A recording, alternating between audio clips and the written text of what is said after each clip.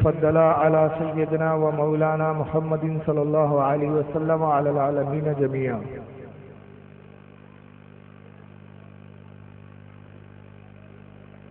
وأقامه يوم القيامة للمذنبين المتلوثين الخطائين الحالكين شفيعا.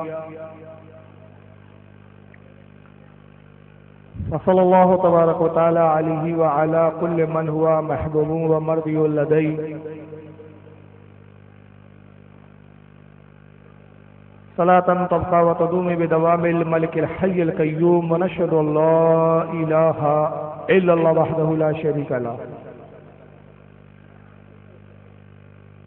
ونشهد أن سيدنا ومولانا محمد عبده ورسوله بالهدى ودين الحق أرسله.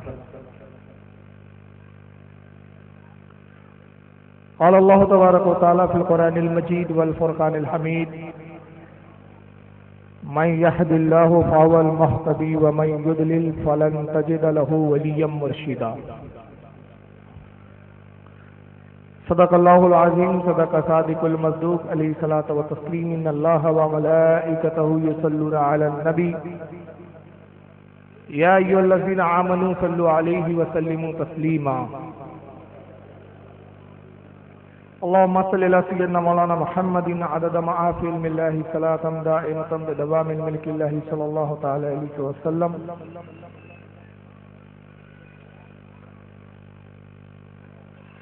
آج کا یہ عظیم شان جلسہ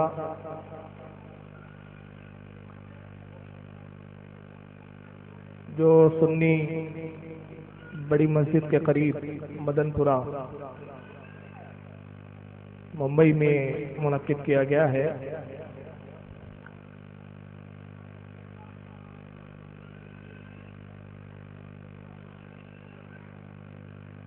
آج کا یہ جلسہ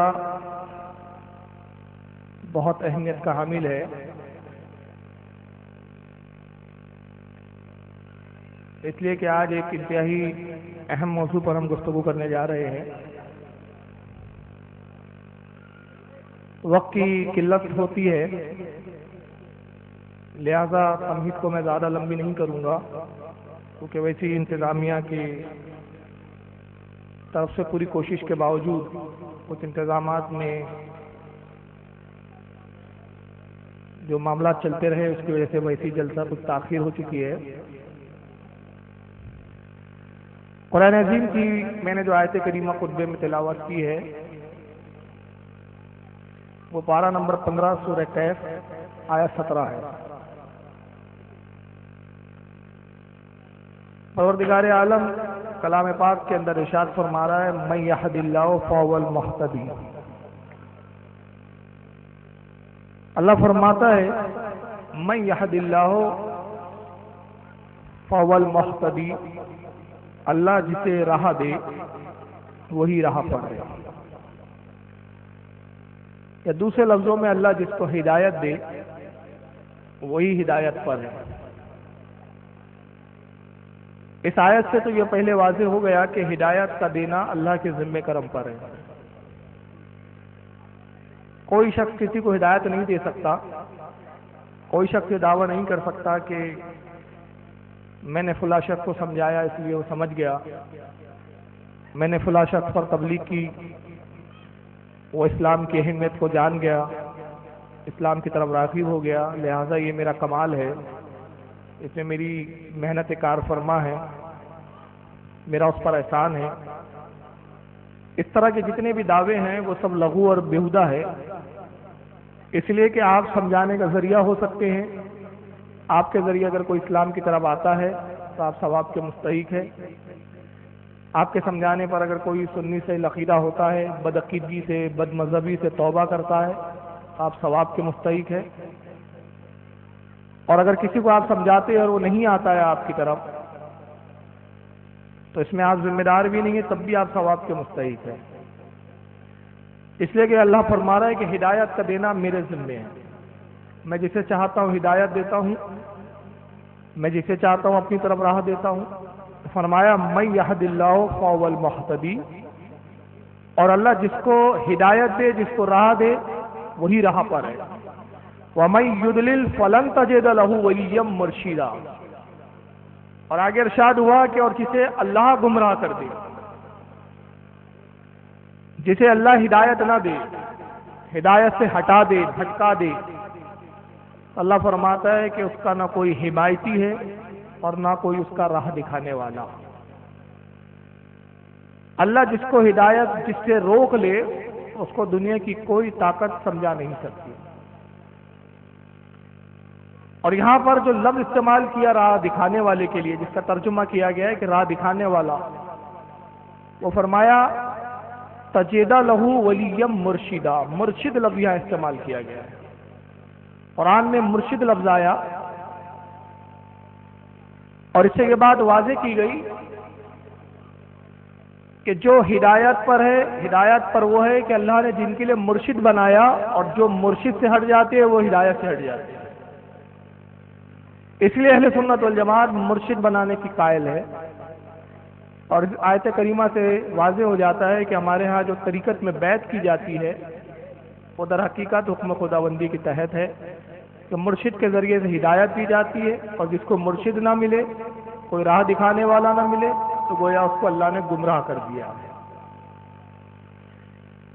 اسی طرح کی اور بھی قرآن میں آپ کو آیتیں کریمہ نظر آئیں گی جس کا مفہوم تقریباً یہی ہے، الفاظ کے معنوں کے ہیر پھیر کے ساتھ۔ جیسے پہلی بارے میں بڑے واضح انداز میں ارشاد فرمایا کہ قرآن کے تعلق سے اللہ ارشاد فرماتا ہے کہ قرآن وہ کتاب ہے ھدی للمتقین، اس میں ہدایت ہے متقیوں کے لیے۔ یہاں فرمایا کہ ہدایت متقیوں کے لیے ہے، تو قرآن ہدایت بھی دیتا ہے، لیکن دوسرے مقام پر فرمایا جا رہا ہے، ارشاد ربانی ہو رہا ہے کہ یضل بہ کثیرا ویہدی بہ کثیرا، اور ہم اسی کتاب کے ذریعے ہدایت بھی دیتے ہیں، اور اسی کتاب کے ذریعے، اسی کتاب کی پڑھ کر نہ سمجھنے کے سبب سے، اپنی ذہن و فکر سے سمجھنے کے سبب سے لوگ اسی کتاب کی بنا پر گمراہ بھی ہوتے ہیں۔ تو قرآن ہدایت بھی ہے اور بعض لوگوں کے لیے گمراہی کا بھی سبب۔ تو میں نہیں کہوں گا کہ قرآن سراپا ہدایت ہے، لیکن قرآن کو نہ سمجھنے کی بنا پر، نہ فہمی کی بنا پر لوگ قرآن سے غلط سمجھتے، غلط معنی لیتے، نتیجہ یہ ہوتا ہے کہ خود گمراہ ہو جاتے ہیں۔ اب ہدایت کون پاتے ہیں اس کی وضاحت تو قرآن میں اللہ نے فرما دی کہ من یہد اللہ، جس کو اللہ ہدایت دے، تو ہدایت کا پورا دار و مدار اللہ رب العزت کی طرف ہے۔ اس لیے انسان کو ہر وقت ڈرتے رہنا چاہیے کہ کہیں ایسا نہ ہو کہ میرا ایمان عقارت ہو جائے، آج میں ہدایت پہ ہوں، اللہ نہ کرے کل ہدایت سلب کر لی جائے۔ اللہ کے رسول صلی اللہ علیہ وسلم ارشاد فرماتے ہیں کہ جو شخص یہ تصور کرتا ہے کہ میں گمراہ نہیں ہو سکتا، جو یہ مانتا ہے، اکثر لوگ ہمارے جذبات میں کہہ دیتے ہیں ہم ٹن ٹناٹن سنی ہے، بڑے سے بڑا وہابی بھی ہم کو گمراہ نہیں کر سکتا، بڑے سے بڑا بد عقیدہ ہم کو اپنے مذہب سے، اپنے مسلک سے نہیں ہٹا سکتا۔ ایسے دعوے نہیں کرنا چاہیے، بلکہ اللہ کی پناہ طلب کرتا رہے، اللہ کی توفیق مانگتا رہے، اللہ سے دعا کرتا رہے کہ مولا اہل سنت والجماعت میں پیدا کیا، اہل سنت والجماعت پر ہی موت عطا فرما۔ کیونکہ اللہ کے رسول فرماتے ہیں کہ جو یہ تصور کر لیتا ہے جو بندہ کہ میں گمراہ نہیں ہو سکتا، سرکار فرماتے ہیں کہ جیسی اس نے تصور کیا اور یہ بات اپنے دل میں بٹھا لی کہ میں اب اس مقام پر ہوں کہ مجھے کوئی گمراہ نہیں کر سکتا، تو سرکار نے ارشاد فرمایا اس نے گمراہی کی پہلی سیڑھی پر قدم رکھ دیا۔ امام فخر الدین رازی کا واقعہ اس تعلق سے بڑا مشہور ہے، لیکن وہ ساری تفصیلات اگر اس آیت کے ضمن میں بیان کروں گا تو اصل میں بیان تو میرا رہ جائے گا۔ صرف ایک واقعے کی روشنی میں بتا رہا ہوں کہ ہدایت کسے ملتی ہے اور کسے ہدایت طلب کر لی جاتی ہے۔ قرآن نے کہا کہ مرشد تلاش کرو، اور جس کا کوئی مرشد نہیں تو اس کا کوئی راہ دکھانے والا نہیں۔ راہ پر رہنا چاہتے ہو تو ایک رہنما کی ضرورت ہے جو تمہیں اللہ کے راستے پر لگا دے۔ میں تاریخ کے اوراق کی روشنی میں اس سمت لے جانا چاہتا ہوں کہ بغداد میں جامع نظامیہ جو ایک بڑا مشہور مدرسہ تھا، جس میں کسی زمانے میں امام غزالی نے بھی پڑھایا تھا، بڑے بڑے علماء و فضلاء وہاں سے نکلے تھے۔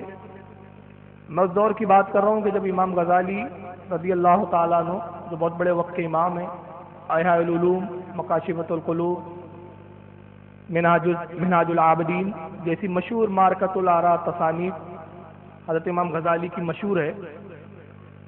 امام غزالی بغداد سے نکلتے ہیں اور ایک عظیم شخصیت کی جلوہ گری اسی جامع نظامیہ میں اصول تعلیم کے لیے ہوتی ہے. ایک شخصیت بغداد سے نکل رہی ہے اور دوسری شخصیت کا دخول بغداد کی سرزمین پر ہوتا ہے. یہ جو بچہ نوجوانی کے عالم میں بغداد میں پڑھنے آیا ہے، اس کے دو ساتھی ہے ساتھ میں. پورے نظامیہ میں یہ تین ساتھیوں کے علم کا عالم یہ تھا، یہ تین دوستوں کا، کہ کوئی بچے ان تینوں کے مقابلے میں ذہین نہیں تھے. اس میں ایک کا نام آتا ہے ابن سقا. یہ کچھ زیادہ ہی ذہین تھا. ایک مرتبہ یہ ہوا کہ بغداد میں ایک وقت کے بہت بڑے بزرگ آئے. اپنے وقت کے امام تھے، اپنے وقت کے حدیث کے جاننے والے تھے، اپنے وقت کے صوفی تھے، اپنے وقت کے عالم تھے، محدث تھے. اللہ رب العزت نے بہت سارے علوم عطا کیے تھے شخصیت کے. جب اس بزرگ کی جلوہ گری بغداد میں ہوئی، اعلان ہوا کہ جامع مسجد بغداد میں ان کا خطاب ہوگا. حال یہ ہوا کہ لوگ جامع مسجد میں کھچا کھچ بھر گئے، جا کے بیٹھ گئے. پہلے سے مسجد پوری بھر گئی. جامع نظامیہ کے یہ تین شاگرد، تین پڑھنے والے طلبہ جو آپس میں گہرے دوست ہیں، یہ بھی اس واعظ کی مجلس میں شرکت کی غرض سے تیار ہو رہے ہیں، کپڑے وغیرہ تبدیل کر رہے ہیں. تبھی ابن سقا آتا ہے اور اپنے دونوں ساتھیوں سے کہتا ہے کہ دوستو، جو شخصیت آئی ہے بغداد میں، ان کے علم کا بڑا چرچا ہے، بڑا شورا ہے. میں نے 10 سوال تیار کیے ہیں. میں رات بھر ان سوالوں کو تیار کرتا رہا اور ان سوالوں کے تعلق سے میرا ذہن و فکر میں یہ بات ہے، میں یہ سوچ رہا ہوں کہ کیوں نہ یہ سوال ان عالم سے، اس بزرگ سے پوچھے جائے جن کے علم کا بڑا چرچا ہے. اگر ہمارے 10 سوالوں کے جوابات وہ دے دیتے ہیں تو ہم سمجھ لیں گے کہ واقعی وہ عالم دین ہے، بزرگ ہے، ان کی بزرگیت واقعی صحیح ہے، مسلم ہے. تو میں تمہیں سناتا ہوں کہ میں نے 10 سوال کون سے ترتیب دیے. اس نے 10 سوال پڑھ کے سنانے شروع کیے. مقصد امتحان تھا، اور امتحان کے ساتھ ساتھ اپنے علم پر غرور اور گھمنڈ بھی. گھمنڈ یہ کہ میں بہت ذہین ہوں. میں نے ایسے سوال ترتیب دیے کہ جس کا جواب کوئی وقت کا علامت الدہر بھی نہیں دے سکتا. یہ اس شاگرد ابن سقا کے ذہن میں یہ بات تھی. دوسرے شاگرد نے جب وہ سوالات سنے تو بڑا خوش ہوا اور کہا کہ واقعی یہ سوال بڑے اہم ہیں، اور تم نے جس انداز میں ان سوالوں کو ترتیب دیا ہے، میں سمجھتا ہوں کہ اس کا جواب وقت کا بڑے سے بڑے علامہ بھی نہیں دے سکتا. اگر انہوں نے دے دیا تو واقعی میں بھی سمجھوں گا کہ یہ بزرگ ہے. تو انہوں نے اچھا کام کیا کہ 10 سوال تیار کیے. مگر تیسرا وہ شاگرد، تیسرا ان کا ساتھی خاموش ہے. ابن سقا اپنے تیسرے ساتھی سے کہتا ہے کہ دوست، ہمارا کیا خیال ہے ان 10 سوال کے بارے میں؟ اور میری رائے ہے کہ تم بھی بہت ذہین ہو، اللہ نے تمہیں بھی بہت عقل و فہم دیا ہے، علم دیا ہے. تم بھی اس طرح کے کچھ سوالات ترتیب دو تاکہ ہم ان سے پوچھیں اور ان کے علم کے تعلق سے ان کا امتحان لیں. تو وہ تیسرا ساتھی ان کا کہتا ہے کہ نہیں بھائی، میں نہ سوال کروں گا، نہ مجھ میں یہ جرأت ہے کہ میں امتحان لوں، بلکہ میرا معاملہ تو یہ ہے کہ میں بزرگوں کا ادب کرتا ہوں. جو بھی بزرگ ترین ہیں ہمیں ان کا ادب کرنا چاہیے. امتحان لینا یہ بہت بڑی جرأت کا کام ہے، یہ گستاخی ہے، اور کسی بزرگ کے بارے میں اس طرح کی جرأت کرنا، گستاخی کرنا، میں اس کو جائز اور درست نہیں سمجھتا. یہ تیسرے ساتھی کی یہ رائے. چنانچہ اس کے ذہن میں بھی نہیں آیا کہ میں اس بزرگ کا امتحان لوں. کہا میرا مقصد تو صرف یہ ہے کہ بزرگ کا ادب کیا جائے، ان کے چہرے سیوا کی زیارت کر لی جائے، یہی ہمارے لیے کافی ہے. کیونکہ اللہ کے رسول کی حدیث ہے، سرکار نے فرمایا جس نے میری امت کے عالم دین کی زیارت کی گویا اس نے میری زیارت کی، میرا دیدار کیا. تینوں شاگرد پہنچے. اب کیونکہ عمر چھوٹی تھی، سامنے جگہ نہیں ملی، بچوں میں جا کے بیٹھ گئے. مگر بس جیسی بیٹھے ہیں، مجمع، ایک کثیر مجمع جہاں تک نگاہ جاتی ہے، مسجد کے باہر سڑکوں تک مجمع، مسجد میں جگہ بھی نہیں ملی، باہر بیٹھے ہوئے ہیں. تبھی ممبر پہ سے وہ بزرگ آواز دیتے ہیں تینوں کا نام لے کے، اے فلاں ابن فلاں، اے فلاں ابن فلاں، اے فلاں ابن فلاں، قریب آؤ. جب تینوں کے نام لیے تو یہ چونک گئے. ہماری کوئی ملاقات نہیں ہے حضرت سے، حضرت بغداد پہلی بار آئے، اور حال یہ ہے کہ اس سے پہلے ہم نے کبھی ان سے ملاقات نہیں کی، نہ انہوں نے ہمیں دیکھا نہ ہم نے انہوں دیکھا. آخر یہ ہمارا نام کیسے پکار رہے، کیسے جانتے ہیں؟ تینوں پہ ایک لرزہ طاری ہوا، خوف کے مارے تینوں کانپنے لگے. اور حال یہ ہوتا ہے کہ تینوں اٹھ کر پھر ڈرتے ہوئے مجمع کو چیرتے ہوئے اس بزرگ کے قریب پہنچے، ممبر کے قریب پہنچے. حضور شہزادہ محبوب ملت حضرت علامہ مولانا منصور صاحب قبلہ دامت برکاتہم القدسیہ کی نعرہ تکبیر، نعرہ رسالت، حضور محبوب ملت، حضور محبوب ملت، نعرہ تکبیر، نعرہ رسالت. جشن عید میلاد النبی، جشن عید میلاد النبی علامہ فاروق رضوی صاحب قبلہ. نعرہ تکبیر، شہزادہ محبوب ملت، نعرہ تکبیر، نعرہ رسالت.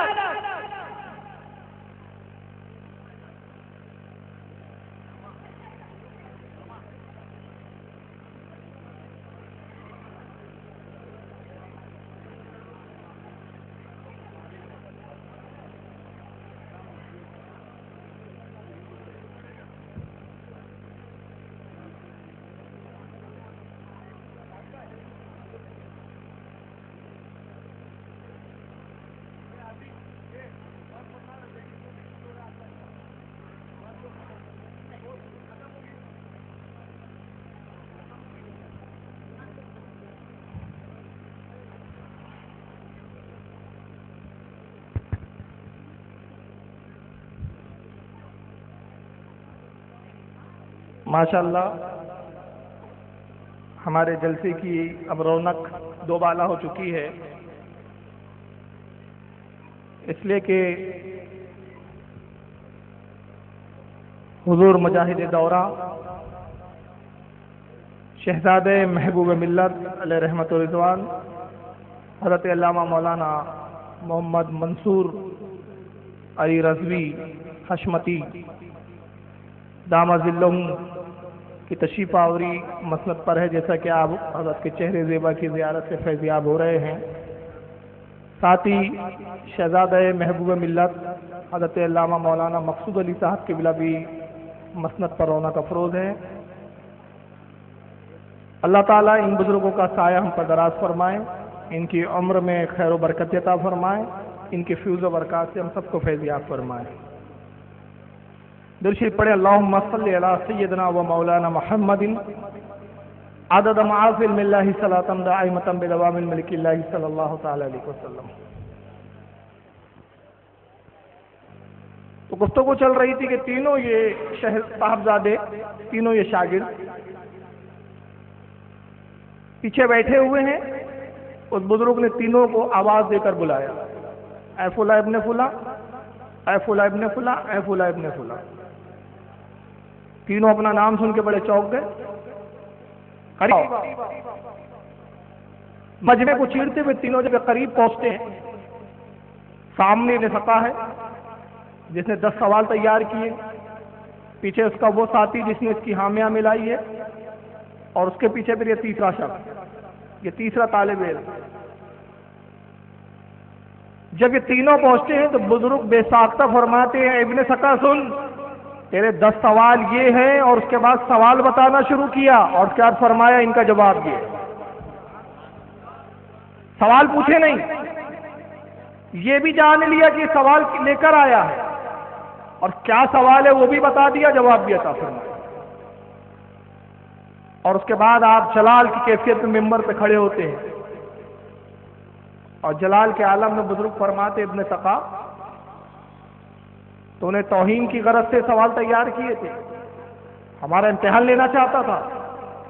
میں اللہ کی بارگاہ میں تیرے لیے دعا کرتا ہوں، تجھے بد دعا دیتا ہوں، اور میں لوح محفوظ پر تیرے تعلق سے دیکھ رہا ہوں، میں نے تیری قسمت کو پڑھ لیا، تجھے اپنے علم پر گھمنڈ اور غرور بہت ہے، تو بہت بڑا عالم دین بنے گا، بہت بڑا عالم دین. عیسائیوں سے تو مناظرے کرے گا، عیسائیوں کو دین کی طرف بلائیں گا، عیسائیوں سے مناظرے کر کر کے ان کو شکست دیں گا، سینکڑوں عیسائی تجھ سے مناظروں میں شکست کھائیں گے، ہاریں گے اور تیری ترغیب پر اسلام میں داخل ہو جائیں گے، تیری ترغیب دلانے پر اسلام میں جائیں گے اور جنت پالیں گے، مگر سن تیرا انجام یہ ہے کہ تو کفر پر تیری موت ہوگی اور تو جہنم میں جائے گا۔ تو دوسروں کے لیے تو اسلام کا سبب بنے گا مگر تیری اپنی خود کی موت کفر پر۔ دوسرے سے کہا تو نے اس کی حامیاں ملائی تھی، تو نے اس کی تائید کی تھی کہ تو نے بہت اچھا کام کیا کہ 10 سوال تیار کیے تاکہ ان کا امتحان لے، تو سن لو محفوظ پر میں تیرے بارے میں دیکھ رہا ہوں کہ تقدیر لکھی جا چکی، کاتب تقدیر نے اپنا کام تمام کر لیا ہے، اور میں دیکھ رہا ہوں کہ تو وقت کا بہت بڑا تاجر بنے گا، بہت دولت کمائے گا، خوب مال کمائے گا، مگر حال یہ ہوگا کہ 2 رکعت نماز بھی تو سکون سے پڑھ نہیں پائے گا۔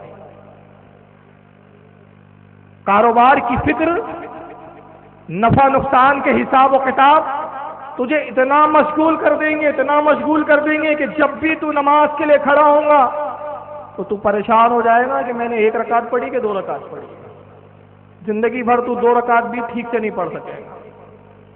اب تیسرے طالب علم کی طرف نگاہ ڈالی، طالب علم برس گیا، 2 کے بارے میں تو بڑی بری خبر سنائی ہے، میرا کیا انجام ہوتا ہے، مگر دیکھنے والی نگاہوں نے ایک عجیب منظر دیکھا، بزرگ ممبر سے اتر گئے، شہزادے کا ہاتھ چوما، ممبر پہ بٹھایا، قدم نازمین کو لیا، اپنے کاندھے پہ رکھا اور بھری مجلس میں ارشاد فرمایا، صاحبزادے میں لوح محفوظ پر دیکھ رہا ہوں، یہی بغداد کا ممبر ہوگا، اسی ممبر پہ تو جلوہ گر ہو کر کہیں گا کہ میرا یہ قدم تمام اللہ کے اولیاء کی گردنوں پر ہے، اس وقت میں موجود نہیں رہوں گا لیکن اس وقت کی آج میں تصدیق کرتا ہوں۔ یہ تیسرے شخص سرکار غوث اعظم تھے، مگر ابن سقا کا حال کیا ہوا؟ جس کے بارے میں دعائے ہلاکت فرمائی تھی وہی ہوا، بہت بڑا عالم بنا، خوب علم حاصل کیا، دنیا کے بہت سارے علوم سیکھے، علوم و فنون کا ماہر ہو کر عیسائیوں کے ملکوں کی طرف نکلتا ہے، چیلنج کرتا ہے مناظروں کے، مناظرے ہوتے ہیں، مناظروں میں شکست دیتا ہے، سینکڑوں کی تعداد میں لوگ اسلام میں داخل ہوتے ہیں، ہزاروں کی تعداد میں لوگ اسلام میں داخل ہوتے ہیں، اور پھر واقعہ طویل ہے لیکن مقصود میرا واقعہ بتانا نہیں ہے، مختصر میں کر رہا ہوں۔ آخر میں یہ ہوتا ہے کہ ایک عیسائی لڑکی کے عشق میں مبتلا ہوا، اور اس لڑکی کے عشق میں جب مبتلا ہوا تو شادی کے لیے اس نے اس کو تیار کرنے کی کوشش کی، اس نے بہت ساری شرائط رکھی، اس میں ایک شرط یہ تھی کہ تجھے عیسائی مذہب قبول کرنا پڑے گا۔ اس لڑکی کے عشق میں عیسائی مذہب قبول کرتا ہے، معاذ اللہ دین سے مرتد ہوا، اور اسی کفر پہ، اسی مرتد حالت میں اس کی مذہب عیسائی پر موت ہوتی ہے۔ یہاں سے میں بتانا یہ چاہتا ہوں اس آیت کریمہ کے پس منظر میں کہ ہدایت کا دینے والا اللہ رب العزت ہے۔ تو اگر ہم کسی شخص کو دیکھتے ہیں کہ یہ دین کا بہت بڑا اسکالر ہے، اس کے پروگراموں میں لوگ بڑی تیزی کے ساتھ اسلام میں داخل ہو رہے ہیں، اس کا جہاں بھی پروگرام ہو رہا ہے 2-4 لوگ اسلام میں آ جاتے ہیں، تو ہم سمجھنے لگتے ہیں یہ حق پر ہے، یہ پیمانہ نہیں ہے۔ پیمانے یہاں بتا دیے گئے، تاریخ ہمیں پیمانہ بتاتی ہے کہ حق پر وہ ہے جس کے دل میں عشق رسول ہے، حق پر وہ ہے جس کے دل میں بزرگوں کا ادب ہے، اور اگر اس کا دل عشق رسول اور بزرگان دین کے ادب سے خالی ہے تو وقت کا کتنا ہی بڑا مناظر ہو، وقت کا کتنا ہی بڑا علامہ ہو، وہ ہمارے جوتیوں کی نوک پر ہے۔ یہ ہے پیمانہ۔ اسی پیمانے میں آج ایک شخصیت کا ہم جائزہ لیں گے، گفتگو میں بہت سنجیدہ حالت میں کروں گا تاکہ لوگوں کو شکایت نہ ہو کہ بریلوی حضرات جو ہوتے ہیں اہل سنت کے، وہ بہت شدت سے کام لیتے ہیں۔ ایک چیز کا میں وقت اتنا تو نہیں ہے کہ بہت زیادہ جائزہ لیا جائے، مختصر وقت میں جتنی چیزیں میں دکھا پاؤں اور جتنی چیزوں کے جائزے لے سکے۔ اس شخص کے جب میں پروگراموں کو سنتا ہوں، اس کی تقریروں کو سنتا ہوں، تو مجھے نہ جانے کیا بات ہے کہ ابن سقا کی یاد آنے لگتی ہے. یہی واقعہ مجھے بار بار ذہن میں آتا ہے کہ اس کا بھی کہیں وہی انجام نہ ہو جائے کہ اس کے گھمنڈ کا یہ عالم ہے کہ سب کو چیلنج کرتا ہے. ہندو ہو تم بھی آؤ، عیسائی ہو تم بھی آؤ، بودھسٹ تم بھی آؤ، سارے مذاہب کے لوگوں سے میں مناظرہ کروں گا. یہ الگ بات ہے کہ کرتا نہیں ہے، کئی جگہ بھاگ بھی جاتا ہے، وہ بھی دکھاؤں گا میں. لیکن لوگوں پہ تاثر یہ قائم ہوتا ہے کہ یہ اتنا بڑا اسکالر ہے، اتنا بڑا دین کا جاننے والا ہے، دیگر مذاہب پر اس کی نالج اتنی وسیع ہے کہ صاحب اس کے سامنے کوئی ٹک نہیں سکتا. نتیجہ یہ ہوتا ہے کہ بہت سارے لوگ اس کی ترغیب دلانے پر اس سے متاثر ہو کر، میں کہوں گا اسلام میں تو نہیں آتے، وہ جہنم کے ایک گڑھے سے نکل کر دوسرے بڑے گڑھے میں آ جاتے ہیں. وہ اس اعتبار سے کہہ رہا ہوں کہ اس کے نظریے اور اس کے عقائد کے اعتبار سے وہ جو اسلام لا رہے ہیں سمجھتے ادھر حقیقت اسلام نہیں ہوتا، وہ اس سے ذرا خطرناک گہری جہنم کی وادی ہوتی ہے. کیونکہ جس عقائد و نظریات کو پیش کرتا ہے اور اس کو وہ اسلام سمجھ کر قبول کر رہے ہیں، در حقیقت وہ اسلام کے عقائد و نظریات ہے ہی نہیں. تو جس کو وہ لوگ اسلام سمجھ رہے ہیں ان سے بھی میں کہوں گا، اگر یہ میری تقریر جائیں گی انشاءاللہ نیٹ پر بھی جائیں گی، تو وہ اسلام جو سمجھ رہے ہیں کہ ہم اس کی ترغیب پر لا رہے ہیں، در حقیقت وہ اسلام کی طرف نہیں آ رہے ہیں، بلکہ کفر بالائے کفر ہو رہا ہے، کفر پر کفر ہو رہا ہے. ان کو چاہیے کہ وہ تحقیق کرے. ایک فرد واحد سے متاثر ہو کر اسلام لانا یہ کوئی معیار نہیں ہے کہ وہ اسلام جو آپ لا رہے ہیں صحیح ہو.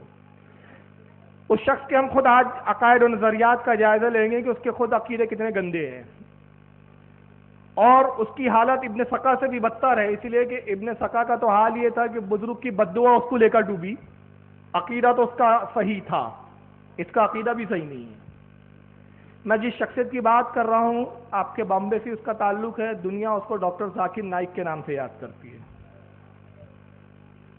اور وہ بات جو مجھے پریشان کرتی ہے اس شخص کے تعلق سے، یا مجھے اندیشہ ہوتا ہے کہ کہیں اس کا بھی حال ابن سقا کی طرح نہ ہو، اسی لیے بھی کہ آج تک اس کے نام کے ساتھ ایک کفریہ نام بھی اس کا جز بن چکا ہے، نائک. مطلب اس کے اسلامی نام میں کفریہ نام بھی جڑا ہوا ہے. تو یہ جو تکا ہے یہ کہیں اس کو لے کے نہ ڈوبائے. بہرحال آئیے اس کی میں ایک پہلی آپ کو ایک ویڈیو دکھا رہا ہوں، ایک تقریر کی، شاید بامبے کی تقریر ہے. یہ خود کو اپنے آپ پر اتنا بڑا مسلمان سمجھتا ہے کہ پورے دنیا کے مسلمانوں کو یہ مشرک سمجھتا ہے، اور یہ سمجھتا ہے کہ صاحب صحیح اسلام صرف میں ہی سمجھتا ہوں. یہ الگ بات ہے کہ پڑھا کچھ ہے، تعلیم کسی اور طریقے سے ہوئی، کورس کچھ اور تھا، فیلڈ کچھ اور چن لی گئی ہے. آئیے سنیں ان کو، ڈاکٹر ذاکر نائک کو. مزار کو پوجنا غلط ہے، حرام ہے. میں جانتا ہوں کہ کئی مسلمان انجانے میں علم کی کمزوری کی وجہ سے وہ مزار پہ جاتے ہیں. اور میرا یہ کہنا ہے کہ بہت سا کلچر جو ہے، یہ کلچر ہمارے زندگی میں آ جاتا ہے، اور ہمارے باپ دادا پہلے کہیں نہ کہیں ہندو تو ہوں گے، تو ہمارے باپ دادا جاتے تھے مندر، تو ابھی جا رہے ہیں لوگ مزار میں. آہستہ آہستہ تبدیلی آ رہی. مزار کو پوجنا غلط. ذاکر نائک پہلا الزام لگا رہا ہے کہ مزار کو پوجنا غلط ہے. میں پوچھنا یہ چاہتا ہوں ذاکر نائک اور ان کے ہم نواؤں سے، مزار کو پوجتا کون ہے یہ پہلے بتائیں. مزار کو پوجتا کون ہے؟ پوجنا اور ہوتا ہے، چومنا اور ہوتا ہے. چومنے کو پوجنا کیسے کہا جا سکتا ہے؟ یہ ایک الگ بات ہے کہ پوجنے کے بھی تعلق سے ہمارے یہاں علماء کرام کی دو رائے ہیں، دو آراء ہے، دو طبقے ہیں ہمارے یہاں. ایک علماء کا طبقہ چومنے کو بھی منع کرتا ہے، احتراماً وہ کہتا ہے کہ مزار پہ جاؤ تو 4 ہاتھ دور کھڑے رہو. اور ایک طبقہ جو ہے وہ چومنے کی اجازت دیتا ہے کہ عقیدت میں چوم سکتے ہیں، اس انداز میں کہ جس میں سجدے جیسی کیفیت نہ ہو، چادر کو چوم لے، چوکٹ کو چوم لے، اجازت دیتا ہے وہ. علماء کے درمیان چومنے کو لے کر اختلاف ہے، مگر کسی بھی عالم نے آج تک مزار پوجنا نہیں کہا اس کو. یہ پہلے دنیا کے اسکالر ہے جو اسلامی اسکالر کہلاتے ہیں، ان کو پوجنا اور چومنے میں فرق نہیں معلوم ابھی تک. اور یہ پوری دنیا کو انہوں نے جتنے لوگ، ایک میجورٹی میں 80% حضرات جو مزار پر جاتے ہیں ان کو مزار کا پجاری بول کے انہوں نے شرک کا الزام لگا دیا ان پر، اور مشرک ڈکلیئر کر دیا معاذ اللہ. پھر کہا میں جانتا ہوں کہ لوگ کم علمی کی بنا پر، یعنی اس دعوے میں پتہ ہے کہ یہ اپنے آپ کو سب سے بڑا علامہ سمجھ رہے ہیں، جو مزار پہ جاتے ہیں وہ تو کم علم ہے، یہ جو ہے یہ سب سے زیادہ بڑے عالم ہیں۔ تو کہتے ہیں میں جانتا ہوں کہ لوگ کم علمی کی بنا پر اس طرح کرتے ہیں اور کلچر جو ہے وہ مل جاتے ہیں۔ پہلے ہمارے باپ دادا جاتے تھے مندر، اب جا رہے ہیں مزار۔ اس جاہل شخص کو یہ بھی پتہ نہیں کہ مزار اور مندر میں کتنا بڑا فرق ہے۔ مزار اور مندر میں بت ہوتا ہے، یہاں اللہ کا ولی ہوتا ہے۔ ولی کو بت سے تشبیہ دینا، ولی کو بت کی طرح بتانا، میں کہتا ہوں یہ خود اپنے آپ میں کفر سے کم نہیں ہے۔ ایک اللہ کا محبوب ہے اور ایک اللہ کا دشمن ہے۔ ایک جگہ اللہ کی رحمتوں کا مرکز ہے، ایک جگہ اللہ کی رحمتوں سے محروم ہے۔ دونوں جگہوں میں بھی فرق، دونوں کی اصطلاحیں الگ الگ، دونوں کی حیثیتیں الگ الگ، مگر ذاکر نائک اتنے بڑے اسکالر ہیں کہ انہیں مندر اور مزار میں کوئی فرق نظر نہیں آتا، معاذ اللہ۔ اور یہ اصل میں وجہ کیا ہے؟ جس کی یہ تقلید کرتے ہیں۔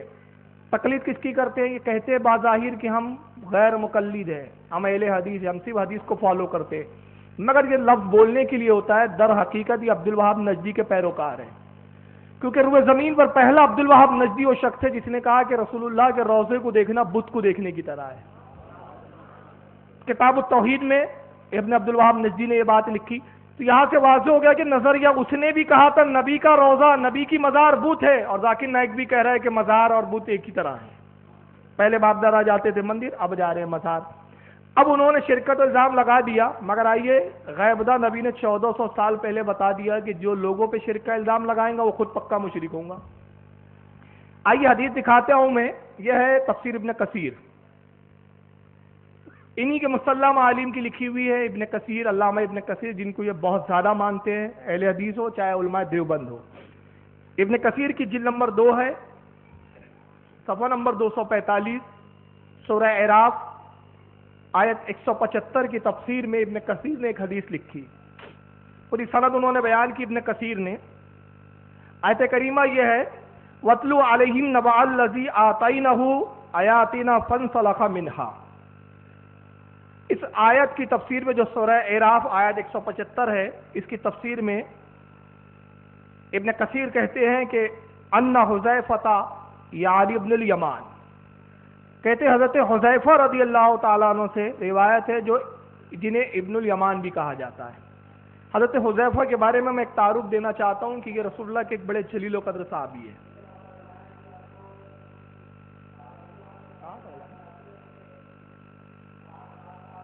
اچھا، تو ابن حذیفہ ایک ایسے صحابی ہے جن کو اللہ کے نبی صلی اللہ علیہ وسلم نے منافقین کے نام بتا دیے تھے کہ کون کون منافق ہے۔ اب یہ سب منافقوں کے نام جانتے تھے، مگر کچھ حکمتوں کی بنا پر انہوں نے منافقوں کے نام کو ظاہر نہیں کیا تھا۔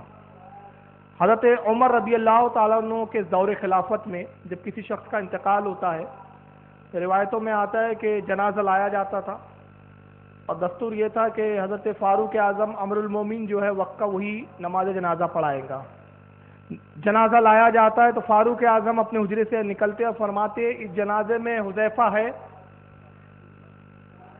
لوگ کہتے ہیں تو آپ آتے نماز پڑھاتے، اور کہا جاتا حذیفہ نہیں ہے تو آپ فرماتے میں جنازہ نہیں پڑھاؤں گا کہ اندیشہ یہ منافق نہ ہو۔ تو حذیفہ اس زمانے میں کیا تھے؟ دیکھیے اب بات ذہن میں آئیے، میں عرض کر رہا ہوں حذیفہ کیا تھے اس وقت؟ نشانی تھے کس بات کی؟ جس جگہ حذیفہ ہے وہاں مومن ہے، اور جس جگہ حذیفہ نہ ہو وہ جگہ ڈاؤٹ فل ہے، تو نشانیاں بدلی۔ فاروق اعظم کے زمانے میں پہچان منافق اور مومن کی حذیفہ تھے، جہاں حذیفہ ہے وہاں ایمان ہے، اور جہاں حذیفہ نہیں وہاں نفاق کا اندیشہ موجود ہے، نفاق ہو سکتا ہے، منافقت ہو سکتی ہے۔ حضرت علی کا دور آیا خلافت، دور خلافت، خارجی فرقہ نکلا، رافضی فرقہ نکلا، نشانی مولا کائنات ہوئے۔ جہاں علی ہے وہاں حق ہے، جہاں علی نہیں وہاں پر حق نہیں۔ دور بدلا، امام اعظم نشانی بنے، دور بدلا، حضرت امام ابو الحسن اشعری نشانی بنے، حضرت امام ماتوریدی بنے، نشانی بدلتی گئی، مجدد الافسانی نشانی بنے، شاہ عبد العزیز نشانی بنے۔ اب ہمارا زمانہ آیا تو نشانی اعلیٰ حضرت فاضل بریلوی ہے۔ اب جہاں اعلیٰ حضرت ہم سمجھ لیتے ہیں کہ یہاں ایمان ہے، اور جہاں اعلیٰ حضرت نہیں ہے سمجھ میں آ جاتا ڈاؤٹ ہے۔ تو نشانیاں ہر زمانے میں بدلی ہے.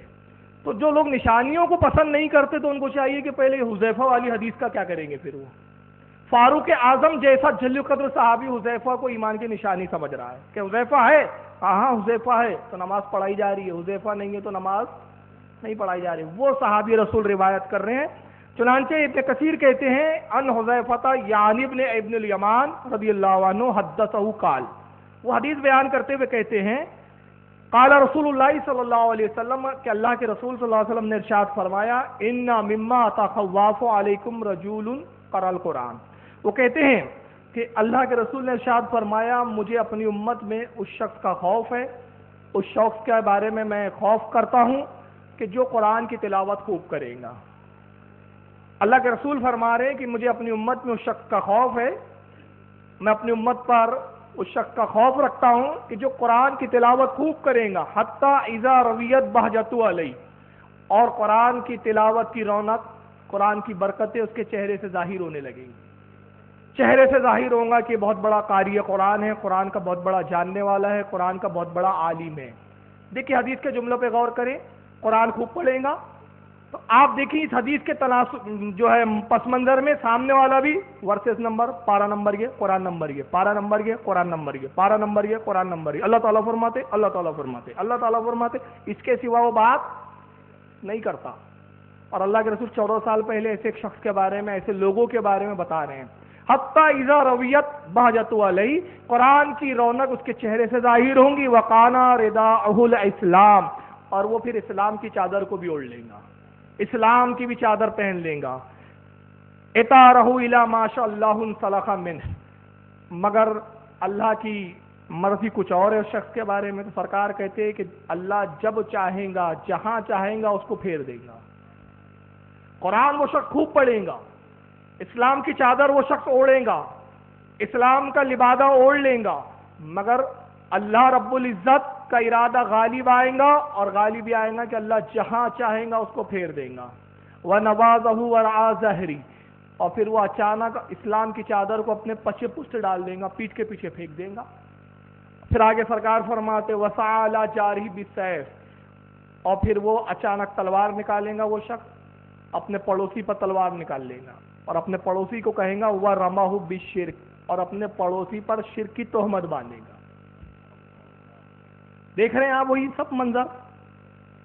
قرآن خوب پڑھیں گا, چادر اسلام کی اوڑھیں گا, اور اللہ کے رسول کہہ رہے ہیں اللہ اس کو پھر اچانک گمراہ کریں گا, اور ایسا گمراہ ہوگا کہ اسلام کی چادر کو اپنے پیٹھ کے پیچھے پھینک دیں گا, اپنے پڑوسی مسلمان پر تلوار نکالیں گا, اور اس مسلمان پڑوسی پر شرک کی تہمت لگائیں گا, کہیں گا تم مشرک ہے.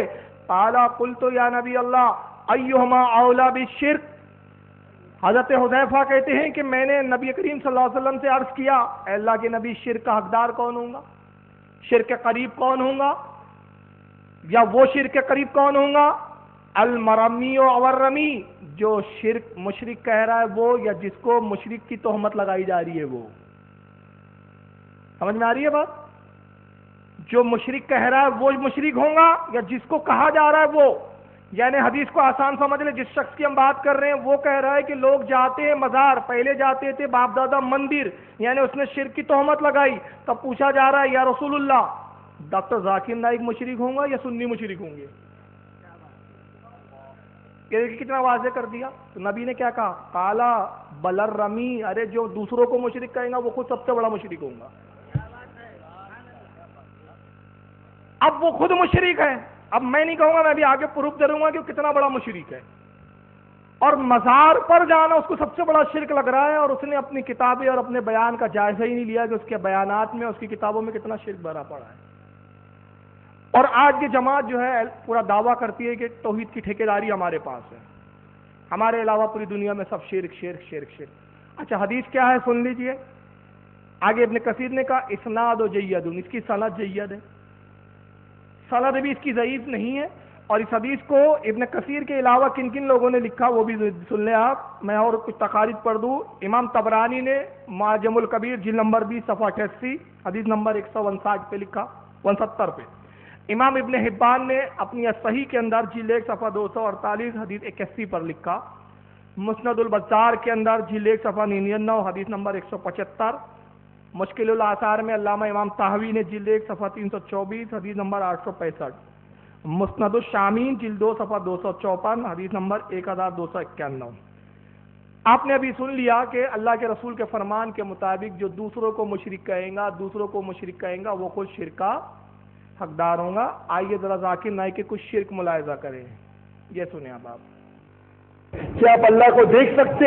نہیں، انسان اس دنیا میں، اس زندگی میں اللہ کو دیکھ ہی نہیں سکتا۔